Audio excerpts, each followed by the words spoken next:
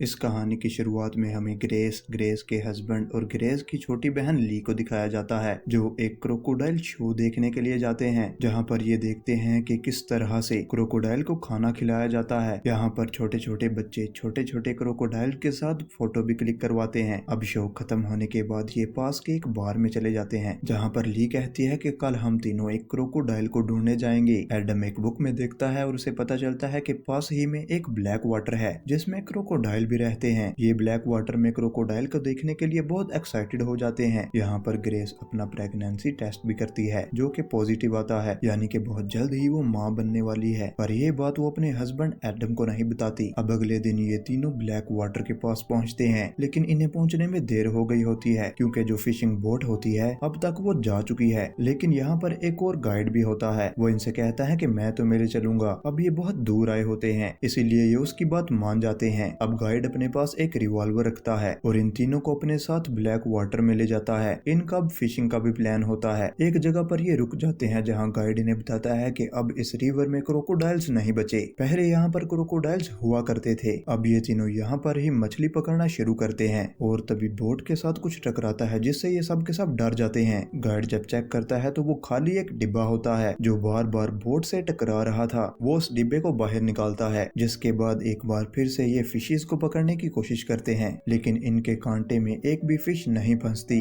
और अब गाइड इन्हें और भी अंदर ले जाता है, जहाँ पर ये मछली पकड़ने की कोशिश कर रहे होते हैं। और तभी एडम के कांटे में कुछ फंस जाता है। ली अब उसकी फोटो भी खींचती है। उसे पानी में कुछ अजीब सा दिखाई देता है, पर इससे पहले कि वो कुछ समझ पाती, एक क्रोकोडाइल पानी से निकलकर इनकी बोट को पलट देता है। अब ये सब के सब घबरा जाते हैं। इनके आसपास बहुत सारे पेड़ भी थे। एडम अब अपनी वाइफ को तेजी से पेड़ पर चढ़ाता है, क्योंकि उसे एहसास हो जाता है कि आसपास बहुत खतरा है। लेकिन ली अब भी बोट के नीचे ही होती है। वहीं ग्रेस को टूरिस्ट गाइड की लाश दिखती है, जो देखकर वो बहुत डर जाती है और वो एडम को जल्दी से पेड़ पर आने के लिए कहती है। एडम अब उसकी बात मानकर पेड़ पर चढ़ जाता है, जिससे वो मगरमच्छ से बाल बाल बचता है। पर ली, जो अब तक बोट के नीचे थी, वो बोट के ऊपर चढ़ जाती है। वो क्रोकोडाइल उसके आसपास ही होता है, जो जोर जोर से बोट को हिलाना शुरू कर देता है ताकि ली नीचे गिर जाए। पर इससे पहले कि वो ऐसा कर पाता, ग्रेस और उसका हस्बैंड पानी को जोर जोर से हिलाना शुरू कर देते हैं, जिस वजह से वो क्रोकोडाइल वहां से टूरिस्ट गाइड की बॉडी को लेकर चला जाता है। और अब ली के पास यही मौका है कि वो पेड़ पर आ सकती है। एडम उसे लेने के लिए बोट के पास जाना चाहता है, लेकिन ग्रेस उसे ऐसा करने से मना करती है, क्योंकि अब भी वो क्रोकोडाइल इसके आसपास ही हो सकता है। उसका पानी में मुकाबला नहीं किया जा सकता। वहीं ली के पास बोट पर एक रस्सी होती है, जिसे ग्रेस देख लेती है। वो ली से कहती है कि इस रस्सी को हमारी ओर फेंको, ताकि हम तुम्हें बोट के साथ यहाँ पर खींच लें और बोट को सीधा करके हम तीनों यहाँ से निकल जाएं। ली उनकी तरफ रस्सी फेंकती है, जो उनके आसपास ही गिरती है। और अब एडम धीरे धीरे कांपते हुए हाथों से पानी से उस रस्सी को निकालता है, लेकिन जब वो रस्सी को खींचता है तो रस्सी कहीं पर फंसी हुई होती है, जिसका मतलब ये है कि ये बोट को अपनी तरफ नहीं खींच सकते। और अब ली के पास कोई रास्ता भी नहीं है, उसे पानी से होकर ही पेड़ तक पहुँचना होगा। एडम इससे कहता है कि तैर कर मत आना, अगर तुम तैर कर आई तो पानी हिलने लगेगा और वो मगरमच्छ तुम तक पहुंच जाएगा। ली इसके बाद ऐसा ही करती है। वो धीरे धीरे पानी में आगे बढ़ना शुरू कर देती है, लेकिन जब वो बीच में पहुंचती है तो बहुत ज्यादा डर जाती है, इसीलिए वो तैरना शुरू कर देती है। उसकी किस्मत अच्छी होती है कि आसपास वो क्रोकोडाइल नहीं होता और अब वो इन दोनों के पास सही सलामत पहुंच जाती है। लेकिन अब भी इनकी मुसीबतें कम नहीं हुई, क्योंकि यहाँ से निकल पाना बहुत मुश्किल है। ये ऐसी जगह पर नहीं है जहाँ से आम बोट्स गुजरती हों। ग्रेस इनसे कहते हैं कि कोई ना कोई तो हमें ढूंढने जरूर आएगा। एडम कहता है कि ऐसा कुछ नहीं होने वाला, क्योंकि किसी ने भी हमें यहाँ पर आते हुए नहीं देखा, ना ही किसी को पता है कि हम यहाँ पर आए हैं। इसीलिए यहाँ से निकलने का सिर्फ एक ही रास्ता है, हमें किसी भी कीमत पर उस बोट पर पहुँचना होगा और उस बोट को सीधा करना होगा, और तभी हम यहाँ से निकल सकते हैं। लेकिन ये इतना भी आसान नहीं है, क्योंकि पानी के अंदर मौत इनका इंतजार कर रही है। ग्रेस और ली को अब भी लगता है कि कोई ना कोई तो इनके आसपास जरूर होगा, इसीलिए वो जोर जोर से आवाजें भी लगाती हैं। लेकिन उन्हें जल्द ही समझ आ जाता है कि यहाँ दूर दूर तक कोई भी नहीं है। साथ ही बहुत सारे मच्छर भी इनके आसपास ही होते हैं, जिससे इन्हें मलेरिया और डेंगू होने का खतरा है। लेकिन ग्रेस के पास एक स्प्रे होता है, जिस स्प्रे को ये अपनी बॉडी में लगा लेते हैं, जिस वजह से मच्छर इन्हें नहीं काटते। अब कुछ देर के लिए इन्हें राहत मिल जाती है। ली की जेब में उसका फोन भी होता है, लेकिन पानी में कूदने की वजह से वो डेड हो चुका होता है। यहाँ पर एडम के पास उसकी जेब में एक चाकू होता है, जिसे वो निकालता है और तभी पानी में कुछ हलचल होती है, लेकिन वो पानी इतना ब्लैक होता है कि ये पानी के अंदर कुछ भी नहीं देख सकते। ग्रेस ग्रेस इनसे कहती है कि हमारे पास यहाँ से निकलने का एक और रास्ता भी है, क्यों ना हम पेड़ों से होते हुए इस जंगल से बाहर निकल जाएं। लेकिन एडम कहता है कि ऐसा करना ठीक नहीं होगा, हम इन पेड़ों से और भी अंदर पहुंच जाएंगे, जहां पहुंचकर हम खो भी सकते हैं। ये जगह मीलों तक वीरान है, यहाँ दूर दूर तक कोई भी इंसान नहीं रहता, इसीलिए ऐसा करना ठीक नहीं होगा। हमारे पास यहाँ से निकलने का एक ही रास्ता है और वो रास्ता है वो बोट। पर ग्रेस उसकी बात नहीं मानती। वो पेड़ों से होते हुए लगातार आगे बढ़ना शुरू कर देती है ताकि यहाँ से बाहर निकलने का रास्ता ढूंढ सके। ये रास्ता बहुत ही रिस्की होता है, क्योंकि अगर उसका गलती से भी पैर स्लिप हुआ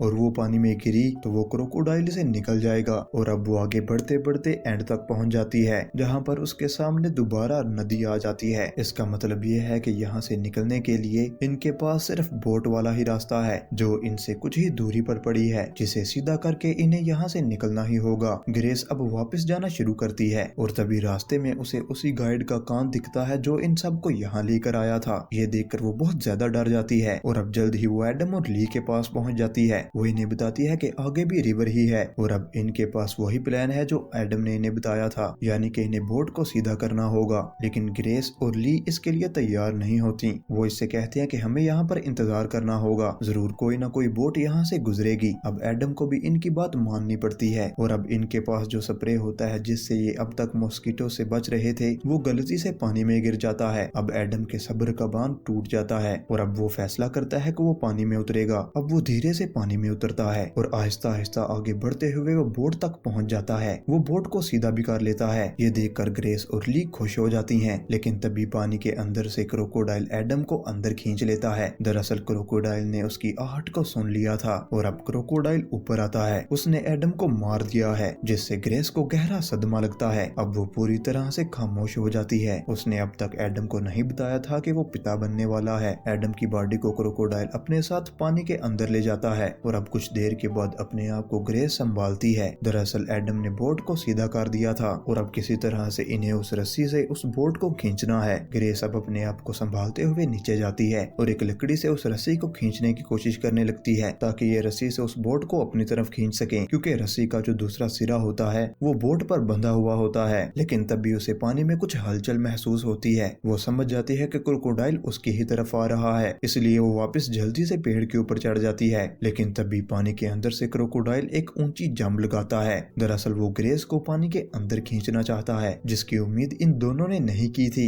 ग्रेस की किस्मत अच्छी होती है कि इसकी जान बच जाती है। ये क्रोकोडाइल बहुत ही खतरनाक है। अब क्योंकि क्रोकोडाइल इनकी तरफ आ जाता है तो एडम की बॉडी भी पानी से बाहर निकल आती है, जिसे देखकर इन दोनों को बहुत दुख होता है। अब साथ ही जैसे जैसे वक्त बीत रहा होता है, बोट इनसे धीरे धीरे दूर जा रही होती है, क्योंकि पानी में लगातार हलचल है। अब ये दोनों पूरी रात उसी पेड़ पर गुजारती हैं। सुबह होने पर ये देखते हैं कि बोट इनसे कुछ दूर जा चुकी है। अब कई घंटों से इन दोनों ने पानी भी नहीं पिया, इसलिए इन्हें बहुत प्यास भी लगी हुई है। और अब ये दोनों पेड़ों के जरिए आगे बढ़ते हुए बोट के पास जाने की कोशिश करती हैं, लेकिन एक जगह ऐसी भी आ जाती है जहां पर इन्हें पानी में उतरना ही होगा। अब ये दोनों बड़े आराम से पानी के अंदर उतर जाती हैं, पर तभी इनके सामने क्रोकोडाइल आ जाता है। ये दोनों वापस पेड़ पर चढ़ने की कोशिश करती हैं, लेकिन क्रोकोडाइल ग्रेस को पकड़ लेता है, पर वो हार नहीं मानती। वो क्रोकोडाइल से फाइट करते हुए पानी के ऊपर आ जाती है। अब ली भी उसका हाथ खींचकर उसे पेड़ के ऊपर ले आती है, पर क्रोकोडाइल ने ग्रेस के पैर को बुरी तरह से जख्मी कर दिया है। ली उसके पैर पर कपड़ा बांध देती है। तभी इनसे कुछ दूरी पर ही एक बोट गुजरती है। ली जोर जोर से चिल्लाती है, लेकिन इंजन की वजह से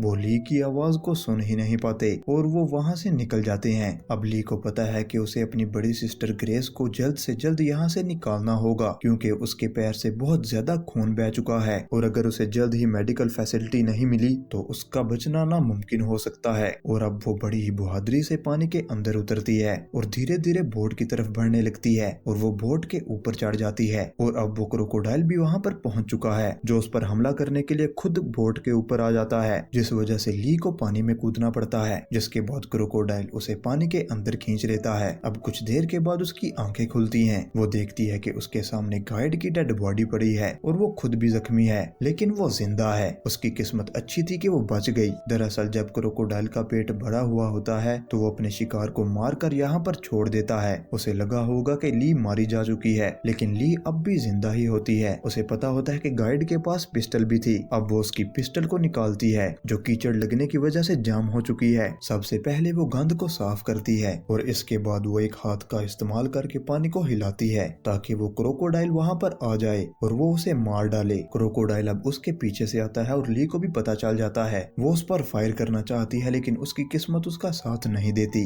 क्योंकि पिस्टल एक बार फिर से जाम हो चुकी है और अब उसे अपनी जान बचाने के लिए पानी में ही भागना पड़ता है। अब वो क्रोकोडाइल भी उसके पीछे ही होता है और अब क्रोकोडाइल उसे मारने वाला है। वो बार बार पिस्टल के ट्रिगर को दबा रही होती है लेकिन पिस्टल जाम है। लेकिन तभी अचानक से ही गोली चल जाती है जिससे उस क्रोकोडाइल का खात्मा हो जाता है। वो क्रोकोडाइल अब मारा जा चुका है। अब वो जल्दी से पेड़ के ऊपर आती है जहाँ पर उसकी बड़ी सिस्टर ग्रेस होती है लेकिन अब तक ग्रेस की मृत्यु हो चुकी है। उसने अपनी बहन और उसके हस्बैंड दोनों को ही खो दिया जिससे ली बहुत दुखी हो जाती है। इसके बाद वो अपनी सिस्टर की डेड बॉडी को बोट के ऊपर रखकर यहाँ से निकल जाती है और इसी के साथ ये कहानी यहीं पर ही खत्म हो जाती है। मैं उम्मीद करता हूँ कि आपको ये वीडियो अच्छी लगी होगी और अगर आपको ये वीडियो अच्छी लगी तो इसे लाइक कर देना और चैनल को सब्सक्राइब कर देना और अब मिलते हैं अगली वीडियो में।